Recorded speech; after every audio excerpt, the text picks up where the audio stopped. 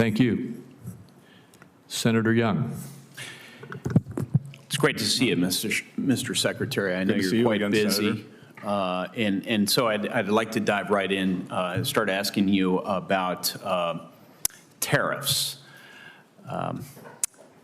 Wall Street Journal says today, and what was a somewhat critical editorial, that they encourage a smarter trade strategy. A smarter trade strategy would be to work with allies as a united front to counter China's predatory trade practices. Instead, the administration has used tariffs as an economic scattergun against friends as well as foes, they say. I'll give you an opportunity to respond to this, Mr. Secretary. There are more than 140 countries that count China as their top trading partner. And of course, China has a massive domestic market and great productive capacity. And so they have a measure of leverage. And there is this dynamic that if we use tariffs, but not as part of a larger strategy, working with allies and partners, that we could be stealing market share from one another. And China will continue to manipulate prices. They will make dependency on their economy hard to reverse. And the alternative would be maybe what the Wall Street Journal proposes, which is we unify large economy, democratic countries, unify and collectively apply a lot of pressure vis-a-vis state capitalist countries, China in particular, to bring them into a position of better behavior. I feel like that there's something to be said for the strategy that they encourage. And the argument would further be, I'll elaborate on it, that if you don't adopt that sort of strategy, you just end up increasing input costs for many of our manufacturers in the near term, and behavior doesn't really change. What say you to this line of critique? Thank you for this, Senator. Look, I think this is a multi-step process. Our allies have also taken advantage of us. I would say that the EU has been very intractable in negotiations. I had a back and forth with the EU official who said, well, your tariffs are terrible. I said, really? Then why do you have a 10% car tariff on us?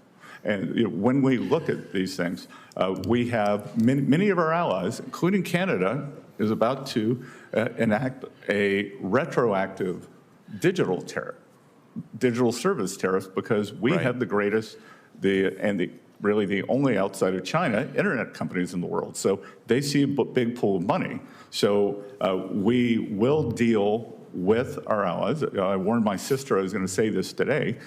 My sister and I fight all the time, but we iron it out and then move forward. That we will iron it out with our allies. When we put up the tariff wall on China, yes, I told our allies, especially the Europeans, yes, and the Canadians and the Australians, this merchandise is going somewhere. Get ready for it. Yes. And unfortunately for them, I was right. So Mr. We are using the OECD, which China is not a member yes, of, and we will see if China can be a reliable partner. So I think it's a two-step.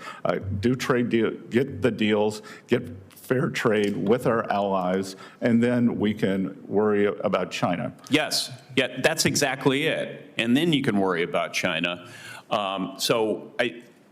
You just articulated what I think the Wall Street Journal is encouraging. That's frankly what I've been encouraging for a number of months, which is reset trade relations, use the substantial concessions that the president has commendably been able to get from our trading partners, our major non-China trading partners, pocket those, maybe ask for a little bit more, and he's very good at that, reset trade relations, and then go after the big guy on the block. So to use your analogy, when there's a bully outside, get your sisters together and make sure they're with you as we work to bring them into position better behavior. I hope we see more of that moving forward. It's good to know that that's the policy Yes, you're sir. pursuing. And I would say that I was with the president in his trip to the Gulf states, and the president of the United States travels and comes back with substantial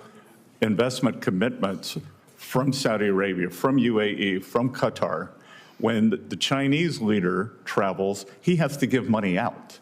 So the Chinese can only buy friends. The Americans have inbound investment, and we want to keep with this bill to make this the best location. Yes, and we also want to make sure that as we ask for concessions from our friends, that we don't alienate them. This is always a balance, right? So that they'll continue to come with bags of money and invest in the United States, knowing that it's not only financial incentives that drive them to invest in the U.S. and partner with us. I'm already a minute past my time. It's funny how this happens. Thank you for indulging me.